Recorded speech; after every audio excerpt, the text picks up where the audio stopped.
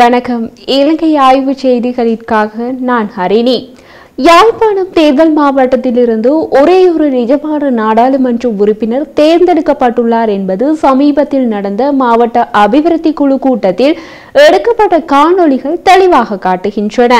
அந்த ஒரே ஒரு நிஜமான நாடாளுமன்ற உறுப்பினர் வைத்தியர் ராமநாதன் அர்ச்சுனாதான். யாழ்ப்பாணம் தேர்தல் மாவட்டத்திலிருந்து 6 பேர் நாடாளுமன்றம் சென்றார்கள். அந்த 6 பேரில் 4 பேர் மட்டும் மிக முக்கியமாக கூட்டத்திற்கு வந்திருந்தார்கள். மீதி 2 பேருக்கும் அதைவிட முக்கிய மக்கள் பணி ஏதாவது இருந்திருக்கும். அந்த முக்கிய மக்கள் பணி எதுவென்று தெரியாமல் நாம் பேசக்கூடாது. கூட்டத்திற்கு வந்த 4 பேரில் அதிகாரிகளிடம் கேள்வி கேட்டவர் ஒரே ஒரு நிஜமான நாடாளுமன்ற உறுப்பினரான வைத்தியர் ராமநாதன் அர்ச்சுனாதான். மீதி 3 பேரும் சிதம்பர சக்கரத்தை பேய் பார்த்தது போல நாற்காலியில் மிரண்ட பார்வையுடன் அமர்ந்திருந்தார்கள். ஒருவேளை கூட்டம் முடிந்த பின் கொடுக்கப்படும் வடை போண்டா பற்றி கனவில் இருந்திருக்கலாம். அவர்களையும் குறை சொல்ல முடியாது. அவர்களுக்கும் விஷயம் தெரிந்தால்தானே வாய் திறக்க முடியும். அதனால் கடமைக்கு வந்து சிவனே என்று அமர்ந்துவிட்டு கூட்டத்தில் அவர்களால் செய்ய முடிந்த ஒரே ஒரு காரியமான வடையை தின்றுவிட்டு நடையை கட்டினார்கள். இது பற்றி கருத்து தெரிவித்த நிஜமான நாடாளுமன்ற உறுப்பினர் வைத்தியர் ராமநாதன் அர்ச்சுனா, எதிர்வரும் காலங்களில் சற்று ஆளுமையுள்ள படிப்பறிவுள்ள நாடாளுமன்ற உறுப்பினர்களை மக்கள் தேர்ந்தெடுக்க வேண்டும். முக்கியமாக அரசு உத்தியோகத்தர்கள் அல்லது அதிகாரிகளை விடவாவது படிப்பறிவுள்ள ஏதாவது ஒரு துறையில் சிறப்பு தேர்ச்சி உள்ள நாடாளுமன்ற உறுப்பினர்களை கிளிநொச்சி மாவட்டம் தேர்ந்தெடுக்க வேண்டும் என அன்புடன் தெரிவித்துக் கொள்கிறேன். இதன் மூலம் டிசிசி கூட்டங்களில் என்ன நடக்கிறது என்பதையாவது வந்திருக்கும் நாடாளுமன்ற உறுப்பினர்கள் விளங்கி தனியே தேநீரையும் வடையும் சுவைக்காது பொறுப்பாக மக்களின் பணம் எவ்வாறு செலவுபடுத்தப்படுகின்றது என அலசி ஆராய முடியும் என்று தெரிவித்தார். கிளிநொச்சி மாவட்டத்தில் அதிக வாக்குகளை பெற்று தேர்ந்தெடுக்கப்பட்டவர் தமிழரசு கட்சியின் ஸ்ரீதரன். கூட்டத்தில் முதலாவது ஆசனத்தில் ஸ்ரீதரன் முதலாவது ஆசனத்தில் அமர்ந்திருந்தார். அதனால் முதன்மையான கேள்விகளை கேட்டு அசத்த போகிறார் என்ற எதிர்பார்ப்பு இருந்தது. அந்த எதிர்பார்ப்பை மற்றொரு சம்பவம் மேலும் எகிர வைத்தது. சபைக்கு தலைமை தாங்கிய கடற்றொழில் அமைச்சர் ராமலிங்கம் சந்திரசேகர் வந்த போது யாழ்ப்பாண நாடாளுமன்ற உறுப்பினர் அர்ச்சுனா உட்பட அனைவரும் எழுந்து நின்றார்கள். அது ஒரு அமைச்சரின் பதவிக்கு கொடுக்கும் மரியாதை, ஒரு மரபும் கூட. முதல் வரிசையில் இருந்த தமிழரசு கட்சியின் நாடாளுமன்ற உறுப்பினர் ஸ்ரீதரன் மற்றும் தமது நாற்காலியை விட்டு எழவில்லை. அதை பெரிதுபடுத்தாத அமைச்சர் ராமலிங்கம் சந்திரசேகர் ஸ்ரீதரனுக்கு கை கொடுத்து முகமன் கூறிவிட்டு சென்று கூட்டத்தை நடத்தினார். ஆக இது விஷயம் தெரிந்த ஒருவரது கர்வச் செருக்கு என்றும் சிலர் கருதினார்கள். கடந்த காலத்தில் நீதித்துறையில் மேதையான வழக்கறிஞர் அமரர் ஜி பொன்னம்பலம் நீதிமன்றத்தில் வாதாடும் போது ஒரு நாற்காலியை எடுத்து அதில் தமது ஒரு காலை தூக்கி வைத்தபடி வாதாடுவார். அதை எந்த நீதிபதியும் ஆட்சேபித்ததில்லை. காரணம், வழக்கறிஞர் அமரர் ஜி பொன்னம்பலத்தின் வாத திறமை பிரமிக்கத்தக்கது. அதனால் அவரது செய்கையை கர்வச்செருக்கு என்று கூறலாம். ஒருவேளை ஸ்ரீதரன் எம்பியும் அதிமேதாவியாக கர்வ செருக்குடன் தலைவர் வரும்போது எழுந்திருக்காமல் அமர்ந்திருக்கிறார். கூட்டம் தொடங்கிய பின் புகுந்து விளையாடப் போகிறார் என்ற எதிர்பார்ப்பு பலருக்கு எகிரியிருந்தது. கூட்டம் தொடங்கியது. வைத்தியர் அர்ச்சுனா எம்பி அதிகாரிகளிடம் கிடுகுப்பிடி கேள்விகளை கேட்டு விவாதித்தார். ஸ்ரீதரன் எம்பி நாற்காலியில் சலனமில்லாமல் புத்தர் சிலை போல அமர்ந்திருந்தார். தொடர்ந்தும் அமர்ந்து கொண்டே இருந்தார். ஒருவேளை நாற்காலியில் மயக்கமாகி விட்டாரோ என்று பார்த்தால் கூட்டம் முடிந்ததும் ஸ்ரீதரன் எம்பி வடையை நோக்கி குபீரென தாவி விட்டார். அதிகாரிகளிடம் நாடாளுமன்ற உறுப்பினர்கள் கேள்வி கேட்க வேண்டிய கூட்டத்தில் ஸ்ரீதரன் எம்பி வாயை திறந்து வடையை சுவைக்க மட்டுமே. இவர்கள் நாடாளுமன்ற உறுப்பினர்களாக இருந்தால் அதிகாரிகள் ஏன் வேலை செய்ய வேண்டும்? இதுதான் யாழ்ப்பாணம் இன்றும் கற்காலத்தில் இருக்கிறது. கூட்டத்தில் மக்கள் ஆணைப்படி தமது கடமையை செய்த ஒரே ஒரு நிஜமான நாடாளுமன்ற உறுப்பினர் வைத்தியர் ராமநாதன் அர்ச்சுனா மட்டுமே. பொம்மை நாடாளுமன்ற உறுப்பினர்கள் வந்தார்கள், தின்றார்கள், சென்றார்கள். யாழ் மாவட்டத்தில் ஒவ்வொரு துறையிலும் நடந்த ஊழல்களும் தற்போது அம்பலமாகி கொண்டிருக்கிறது. அதெல்லாம் ஒவ்வொன்றாக இப்போதுதான் வெளிவர தொடங்கியுள்ளது. அதை வெளிக்கொண்டு வரும் இடத்தில்தான் நாடாளுமன்ற உறுப்பினர் வைத்தியர் ராமநாதன் அர்ச்சுனா உள்ளார். யாழ்ப்பாணத்தில் அபிவிருத்தி வேலைகள் நடக்கவில்லை என்று தேர்தல் வந்தவுடன் அரசியல்வாதிகள் முழங்குகிறார்கள். ஆனால் யாழ்ப்பாணத்துக்காக அரசு ஒதுக்கிய மில்லியன் கணக்கான ரூபாய் பணத்தை அதிகாரிகள் செலவு செய்யாமல் கருவூலத்திற்கு திருப்பி அனுப்புகிறார்கள். அதை தட்டி கேட்கும் அளவுக்கு அறிவுத்திறன் உள்ள நிஜ நாடாளுமன்ற உறுப்பினர்களை மக்கள் தேர்ந்தெடுத்து அனுப்பவில்லை. அதன் பின் யாழில் அபிவிருத்தி நடக்கவில்லை என்று கூக்குரலிட்டால் யார்தான் என்ன செய்ய முடியும்? அடுத்த 5 ஆண்டுகளுக்கு யாழ் மாவட்ட அதிகாரிகள் ஒழுங்காக வேலை செய்ய வேண்டிய கட்டாயம் ஏற்பட்டுள்ளது. காரணம், 6இல் ஒரு நிஜ நாடாளுமன்ற உறுப்பினராக அர்ஜுனா எம்பி இருக்கிறார். அவர் கேள்வி கேட்பார், அதுவும் பகிரங்கமாக கேட்பார். அப்போது அதிகாரிகள் சடைய முடியாது. நடைபெற்று முடிந்த ஒருங்கிணைப்பு குழு கூட்டத்தில் கூட வைத்தியர் அர்ஜுனா முகத்துக்கு நேரே அதிகாரிகளின் தவறை சுட்டிக்காட்டினார். அவர் கூறியது சரி என்று திருவிழாவில் காணாமல் போன ஆடு முடிப்பது போல அவர்கள் முழித்த திருட்டு மொழிகளும் சமாளிப்புகளுமே காட்டிக் கொடுத்து விட்டது. மக்களும் எது சரி பிழை என புரிந்து கொள்ள ஆரம்பித்து விட்டதால் இனியும் அவர்கள் தப்பிக்க முடியாது என்பது தெளிவாக தெரிந்துவிட்டது. அது தொடர்பாக நாடாளுமன்ற உறுப்பினர் வைத்தியர் ராமநாதன் அர்ஜுனா கூறிய போது, 2024ஆம் ஆண்டு முன்னாள் அமைச்சர் டக்ளஸ் தேவானந்தாவின் தலைமையில் யாழ்ப்பாணத்திற்கு ஒதுக்கப்பட்ட நிதி எத்தனை வருடத்திற்குரிய ஒதுக்கீடுகள் என்று கேட்டேன். 1 வருடத்திற்கான ஒதுக்கீடுகள் என்று தமிழில் சொன்னார்கள்.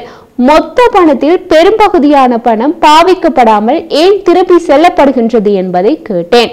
ஒழுங்கான பதில் கிடையாது. அதிகாரிகள் கூச்சல் போட்டார்கள்.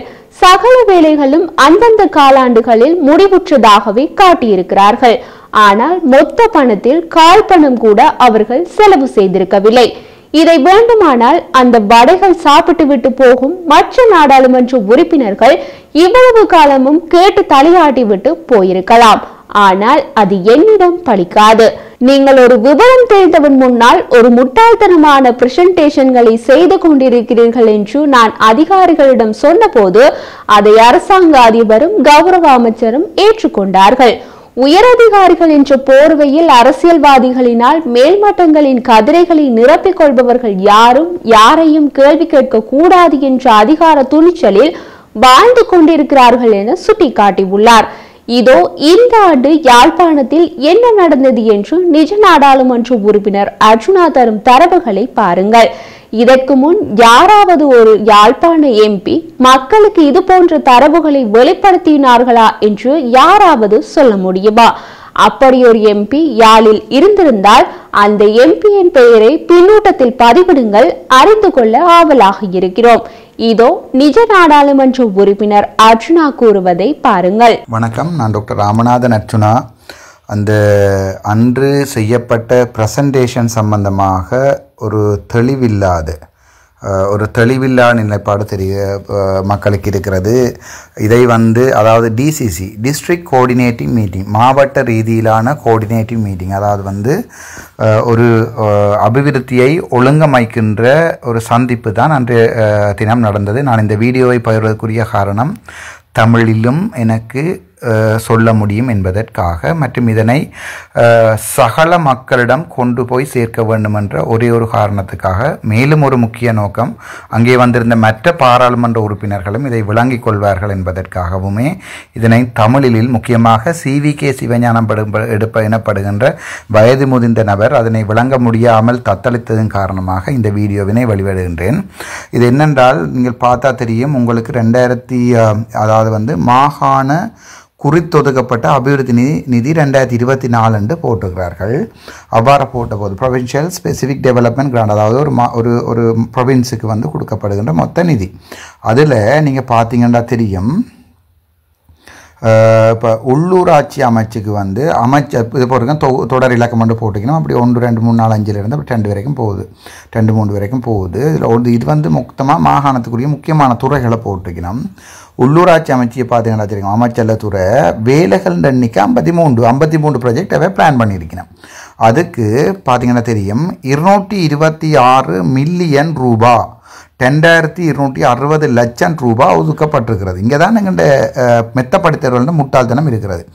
அதில் இவர்கள் இந்த வருடத்துக்குரியதில் பார்த்தீங்கன்னா தெரியும் செலவு விவரம் மில்லியனில் 132 மில்லியன் தான் செலவழித்திருக்கிறார்கள். அதாவது வந்து அரசாங்கம் எங்களுக்கு 226 மில்லியன்களை பகிர்ந்தளித்திருக்கிற போது எங்களுடைய அதிக மெத்தம் படித்த எல்லாம் படித்து போட்டு தான் வந்திருக்கிறோம் என்று சொன்ன அரசு அதிகாரிகள் 226ல் 132 தான் முடித்திருக்கிறார்கள். கிட்டத்தட்ட 11 மாதம் 13ஆம் தேதியிலே அவர்கள் செலவு செய்யப்பட்ட விவரம். ரெண்டாவது பிரச்சனை என்னென்னா இந்த 132 மில்லியன் நிதி எவ்வாறு செலவிடப்பட்டது? அது வந்து நீங்கள் எழுதின ஒதுக்கீட்டுக்கு ஒரு ப்ராஜெக்ட் ஒன்று கொடுக்கல, அந்த ப்ராஜெக்ட்டுக்கு தான் கொடுக்கப்பட்டதா அல்லது பருத்துத்துறை ஆதார வைத்தியசாலைக்கும் 4 ஆதார வைத்தியசாலைக்கும் பிரதேச வாரியாக அல்லது ஏதாவது தங்களுக்கு தெரிஞ்ச ஆக்களுக்கு அள்ளி கொடுக்கப்பட்டதான்றது ரெண்டாவது பிரச்சனை.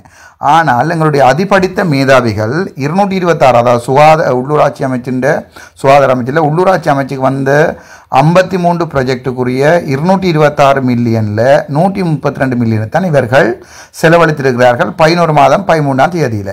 அப்போ மிச்சம் பார்த்தீங்கன்னா மிச்சம் இன்னொரு 17 நாட்களில் 126ல் 132 போனால் கிட்டத்தட்ட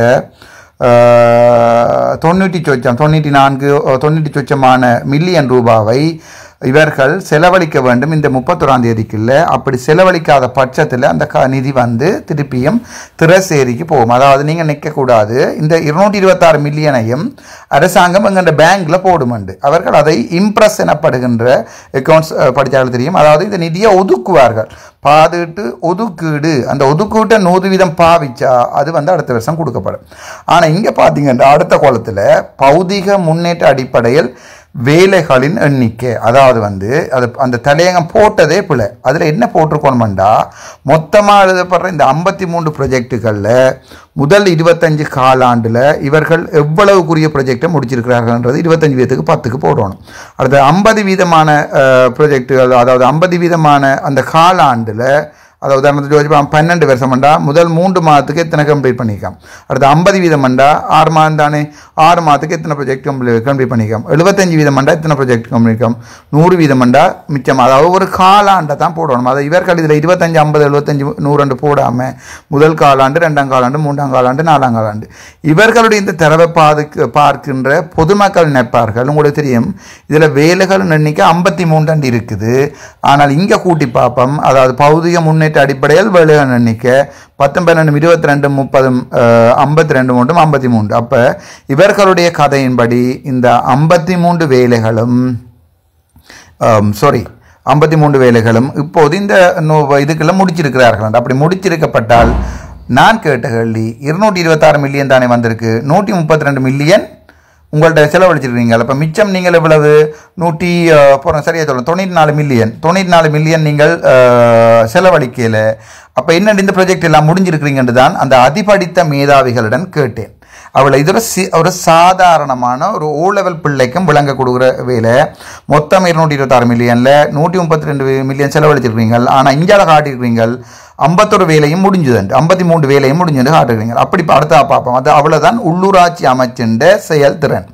விவசாய அமைச்சர் எடுத்து பார்த்தீங்கன்னா 23 ப்ராஜெக்டுகள் இருக்கணும், 43 மில்லியன் ரூபாய் ஒதுக்கப்பட்டிருக்கு. 26 தான் அவர்கள் 26 மில்லியன் செலவழிச்சிருக்கிறார்கள். கேட்டதுக்கு சொன்னார்கள் மிச்சம் 26ல் இந்த 43 போனால் 10, 13 17 மில்லியன் ரூபாய் தாங்கள் பில்லுகள் என்ன சமர்ப்பிக்கப்படாமல் இருக்குன்னு சொல்லினோம். அப்போ இவர்களுடைய அதாவது இயர் எண்டில் இப்போ ஒடிட் எல்லாம் நடந்து முடிய வேண்டிய நேரத்தில் இவர்களோட செலுத்துறேன். ஆனால் பார்த்தீங்கன்னா தெரியும் இங்கே இவர்கள் போட்டிருக்கார்கள் வேலைகள் அன்னைக்கு 23, இங்கே பெட்டி எண்ணி பாருங்கோ 4, 10, 6, 17, 23 வேலைகளையும் செய்ததாக முட்டாள்தனமாக பிரசன்டேஷன் செய்திருக்கிறார்கள்.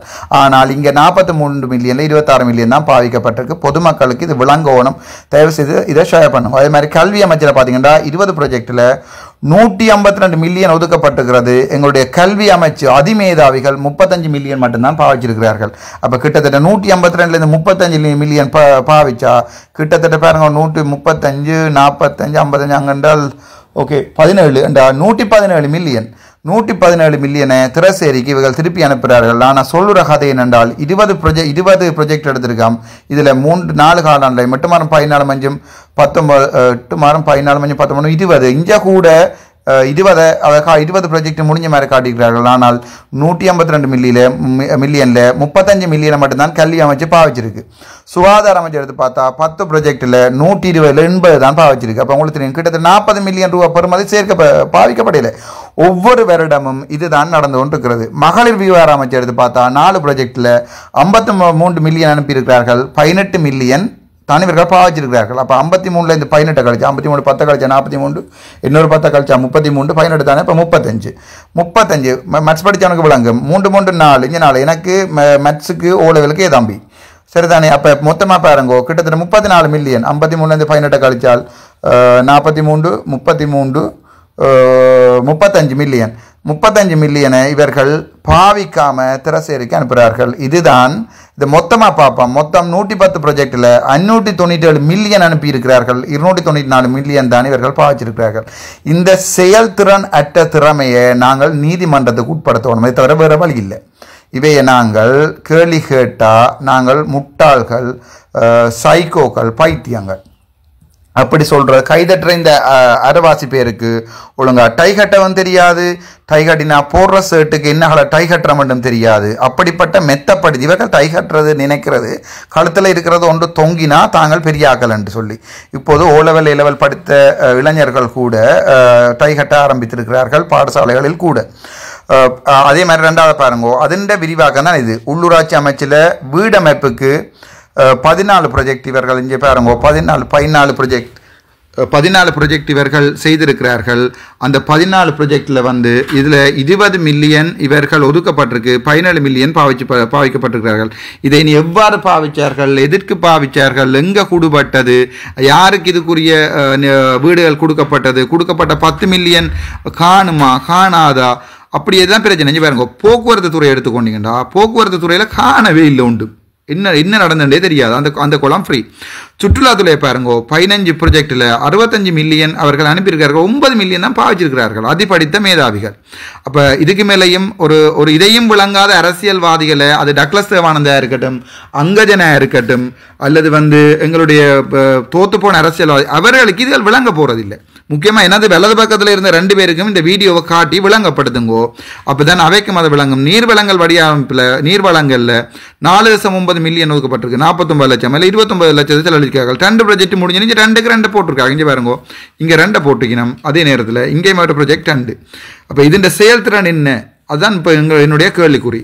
கழிவகற்றல் முகாமத்துவத்தில் ஒரு ப்ராஜெக்ட் தான் 2 மில்லியன் கேட்டிருக்காரு. 2.17 இங்கே 2.11 பாவிச்சிருக்கிறார்கள். ஆனால் ஜாழ்ப்பாணம் முழுக்க எங்கே போனாலும் கழிவகற்றல் இருக்குது. அப்போ ஒரு ப்ராஜெக்ட் எழுதி எடுக்க முதலாவது கழிவகற்றல் சரியான, அதாவது திண்ம கழிவுகள் அற்றது, பயோ ஹசார்ட் வேஸ்டேஜஸ் ரிமூவ் பண்ணுறதுலாம் சரியான முக்கியம். ஜாழ்ப்பாண போதனா வைத்தியசாலையில் உங்களுக்கு தெரியும் வந்த கழிவுகளை கொண்டு செம்மணி சுடலேக்க நிலத்துக்குள்ளே போட்டு புதைச்ச வரலாறுகளும் உண்டு. எல்லா வரலாறுகளையும் தோண்டுவோம், என்னை சுடும் வரைக்கும் நான் இதை கதைத்து கொண்டு தான் இருப்பேன். பிற சேவைகளாக இருந்தால் அதை ஒன்றையுமே காணல. கிராமப்புற மின்மயமாக்கல் அதில் 5 மில்லியன் 5 லட்சம் கேட்டிக்கணும், 4 லட்சத்துக்கு முடிச்சிருக்கணும். கிராம அபிவிருத்தி செய்திருக்கணும். மாகாண வீதி அபிவிருத்தி 86ல் 80 மில்லியன் செலவழிச்சிருக்கிறார்கள். அது ஒன்று. 2வது அதே மாதிரி பார்த்தீங்கன்னா விவசாயத்தில் இங்கே பாருங்க, விவசாயத்தில் என்ன நடந்திருக்குது, 8 ப்ராஜெக்டில் 18 மில்லியனில் 13 மில்லியன் தான் பாதிச்சிருக்கார்கள். ஆனால் விவசாயிகள் பாதிக்கப்பட்டார்கள். வந்த முழுக்க கொடுத்தா தான் நாங்கள் ஒரு பாராளுமன்ற உறுப்பினர்களா அடுத்த முறை எங்களுக்கு அந்த 18 மில்லியன் காணாது 50 மில்லியன் தான் சண்டை பிடிக்கலாம். அங்கே சிரிக்கிறார்கள், தெற்குல தமிழனை நினைத்து சிரிக்கிறார்கள். அதுதான் உண்மை. அதை சொல்லும்போது இவர்கள் கத்தி வெளியால் போகும்னு சொல்கிறார்கள். கால்நடையில் 19 மில்லியன், அதில் 13 மில்லியன் தான் செலவழிச்சிருக்கார்கள், கிட்டத்தட்ட 6 மில்லியன். ஆனால் எத்தனையோ ஆயிரம் கால்நடைகள் மருந்துகள் இல்லாமல், கால்நடை வைத்திய அதிகாரிகளுக்கு அதில் தெரியும், எத்தனையோ ஆயிரம் கால்நடைகள் மருந்துகள் இல்லாமல் தினம் செத்து கொண்டு இருக்கு. அதே மாதிரி நன்னீர் மீன்படி இவ்வாறு தான் எங்களுடைய நிலைமை இருக்கிறது. இது சம்பந்தமாக தான் உங்களுடைய கதைத்தேன். சுகாதாரத்தில் 75 மில்லியனில் 45 மில்லியன் தான் நீங்கள் செலவழிச்சிருக்கார்கள். பார்த்தா 75ல் 49 மில்லியன் தான் செலவழிச்சிருக்கார்கள். சுதேச வைத்தியம் சொல்லி வேலையில் 40ல் 29 மில்லியன் தான் செலவழிச்சிருக்கார்கள். சிறுவர் நன்னடத்தைக்கு 5 மில்லியனில் 1.4 மில்லியன் செலவழிச்சிருக்கார்கள். மிச்சம் முழுக்க சிறுவர்கள் அநியாயமாக ஒவ்வொரு சிறைச்சாலையிலும் ஒவ்வொரு சிறுவர்களும் குடு கஞ்சா 54 நம்பரில் இருக்கும்போது சிறுவர் நன்னடத்தைக்காக இவர்கள் 5 மில்லியனில் 1.4 மில்லியன் தான் செலவழிச்சிருக்கார்கள். மிச்சம் முழுக்க அப்படியே போயிருக்கிறது. இதுதான் உண்மை. இதை கதைத்த போதுதான் பிரச்சனை வந்தது. தமிழன் இதை விளங்கிக் கொள்ள வேண்டும்.